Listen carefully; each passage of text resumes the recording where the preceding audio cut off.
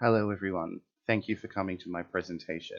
My name is Kevin Bartlett and I currently work as an Associate Professor in the Faculty of Foreign Languages at Tottori University. Today I'm going to talk about translanguaging approaches in Confucian contexts and introduce you to some of the results attained through a case study that I conducted. In today's presentation, I'll talk about the new CLT-focused curriculum that was introduced in Japanese high schools and some of the past literature findings about the implementation of CLT in Japan as a whole. I'll also explore the cultural considerations that dictate teaching and learning in Japan, results from projects that influence the translanguaging approach being used within my classes.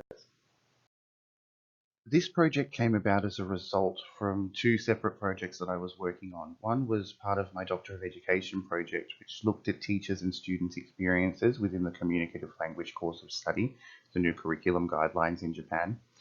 And then a separate study conducted at Kansei Gakuin University where I investigated incorporating translanguaging techniques to improve the communicative output of Japanese EFL university students.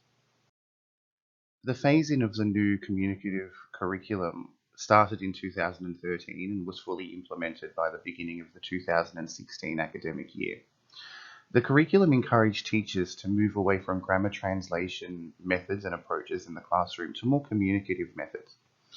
The guidelines originally stated that all teachers should use English-only instruction, but with a backlash at professional development days, the policy was changed to a majority of English instruction, and then finally to increase the amount of English instruction that was provided. The curriculum overview and goals are to enhance the communicative opportunities that students have in the classroom, and with the overall purpose of creating high school graduates who can use English in their daily lives, and university graduates who can use English in the workplace for international business purposes. The Ministry of Education said the purpose of the new curriculum was to encourage students to be more creative thinkers, to promote self-expression opportunities so students could actually use the language in a way that was salient to them. Furthermore, they were hoping that the new communicative curriculum would assist Japan to become more competitive on an international scale in business, research, and volunteer activities. By doing so, it could also hopefully improve international communication test results and rankings. And at present, because it still hasn't been held, but one of the major things was so that Japan could also be better hosts of the 2020 Olympics. Prior to and during the implementation of the new curriculum, the following findings in literature were present. One was that Japanese teachers do not possess the appropriate level of communicative competence to conduct classes in a CLT fashion. According to the Kyoto Board of Education survey of English language teachers, they discovered that 1/3 of teachers had the ability to teach in a communicative style, with 2/3 lacking the communicative competence to be able to do so. It was also discovered by Nishino in 2011 that Japanese teachers of English are unable to teach a whole class using the English-only medium. They didn't have the ability to do so. They further discovered that university teaching courses didn't provide enough practical experience of CLT theory for prospective teachers to then be able to take it into the classroom when they became teachers themselves. Within the workplace, they discovered that there was a lack of cooperation of teacher talk with a high power distance and uncertainty avoidance recorded by Hofstadter. Overall, teachers were unfamiliar with how to implement communicative teaching tasks in a curriculum that was always focused on grammar translation. When looking at the divide between the curriculum policy and teacher practices, we found that Japanese learners' communicative output was deemed lower than other Asian countries. Japanese students had a very low score on the basic interpersonal communication scale, where Japan ranked 146th out of 147 countries. They also found that due to the examination system in Japan, which was focused on grammatical and linguistic knowledge over communicative competence, made teachers want to continue using grammar translation methods in the classroom rather than providing students with speaking opportunities which they wouldn't be tested on anyway. And MEX recorded in 2014 that a lack of these communicative tasks in multiple subjects was a weakness in the Japanese education system, which then put pressure on English teachers more so than other subject teachers to improve the communicative competence of Japanese students. There were also multiple cultural constraints that were recorded in literature about incorporating communicative approaches in the Japanese classroom. One was obviously face, how you were viewed or perceived by others. So students were scared of saying the wrong answer in case they made themselves look stupid or were judged harshly by their surrounding students. The Japanese word uchisoto means the inner circle versus outer circle, where students and where participants in the community can express their own opinions versus where they follow the group mentality. We also found that the seniority system, age over education, was a huge influential factor in the way that classes were conducted, with multiple senior teachers who had age rather than a higher education than their younger colleagues dictating what was being taught and in what way. Looking at students transferring from high school to university, we saw that there was a one community, two systems divide as recorded by Kakeli. When students came into the university classroom, they were presented with communicative opportunities, group work tasks, and they weren't quite sure how to go about them because throughout their high school education, it was all grammar translation and rote repetition learning.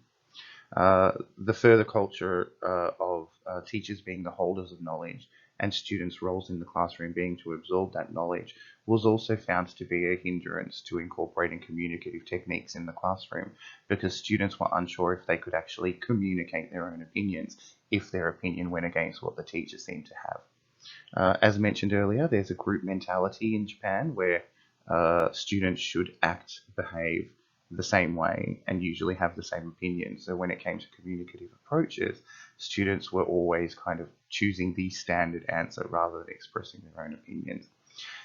Finally, we also found from a study in 2016 that Japanese students found it difficult to express their personal opinions in their native language, let alone asking them to do it in the English language classroom, which showed that the education system as a whole puts pressure on students to conform.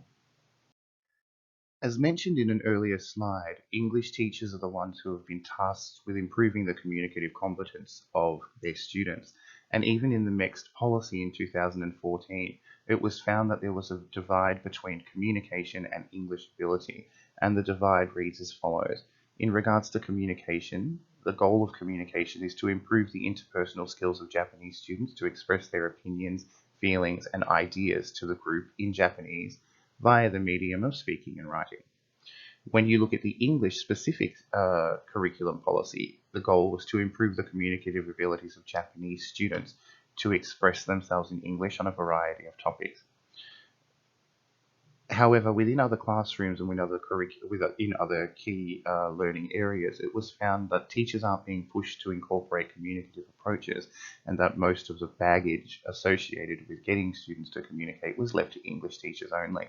Spreading this out more widely would probably have a better impact. So looking at our first year university students who were the new graduates from the new curriculum, we wanted to see what their personality types were like. So we conducted an MBTI, Myers-Briggs type indicator survey for adolescents, which was adapted by the survey by Namature in 1996, and it was administered to 87 second year students. Not surprisingly, we found that a majority of our students are registered as introverted on the Myers-Briggs type indicator scale, with 70% being extroverted, 30% being extroverted. With this introversion, which was the main point that we were trying to look for, we needed to think about ways that we could adapt our curriculum to cater not only to foreign language Japanese learners, but also to the introversion where they may be scared of communicating generally. Furthermore, when we asked students about their learning journeys in university and to compare them to the high school classroom, we asked them what they would prefer to do. And we found that a lot of students preferred to have the opportunity to use the L1 in the L2 classroom. The survey found that 102 of 107 students preferred to have the option of using Japanese during class time with their teacher, and 104 students saying that they felt being able to use Japanese with their teacher increase their motivation to study English. Reasons provided were a break in the student-teacher divide, to getting to know their teacher better, to feeling more comfortable trying to communicate. Furthermore, 103 of 107 students felt more comfortable trying to speak English both in and outside of the classroom with bilingual teachers rather than monolingual ones. Examples included feeling more comfortable with the teacher, a decreased fear of making mistakes or oddly ending conversations, and being able to incorporate code switching when necessary. So, with these results in hand, as a teacher, I needed to consider the following things. How can I allow students to become familiar with communicating and expressing their own ideas, not only in the English language classroom, but also in their native Japanese? How can I make students feel comfortable enough to communicate in a foreign language? How can I improve students' communicative skills in both Japanese and English as a recommendation in the MEX guidelines? And how can I adapt my teaching approaches to cater better to students? While considering the points mentioned in the earlier slide, I came across translanguaging techniques. According to Garcia and Wei, translanguaging is where the deliberate and systematic use of two languages is encouraged for education and learning purposes. Translanguaging as a whole views all of the speaker's linguistic repertoire as belonging to a single integrated system, whereby speakers select the most suitable element of the language for communicative use in a given context. It is believed that both learners L1 and L2 are encouraged and utilized in the classroom for the purpose of developing the weaker target language. Outlined benefits of incorporating translanguaging are numerous. One is that L1 is a benefit in the L2 classroom for language analysis, classroom management, presenting grammar rules, error feedback, and comprehension checking. By using students L1 to complete these tasks, it's not only time saving, but also gives students feedback in a way that's more salient to them. Another point of benefit is that translanguaging promotes both language acquisition and the introduction of social, cultural, political, and historical predispositions that are important to be a fluent and appropriate communicator within a given language. Finally, translanguaging promotes learner motivation and identity in the classroom. Starting with the student's L1 provides a sense of security and validates the learner's lived experiences, which haven't always been in English. Even though translanguaging has a lot of benefits, there are also difficulties in being able to implement translanguaging within the classroom. One is that instructors need to have at least a +2 level of language ability to their students in the student's L1 compared to the level that they're teaching. So if you're using an A1 level CEFR textbook, perhaps you would need to be at least B1 yourself to be able to teach in a translanguaging approach.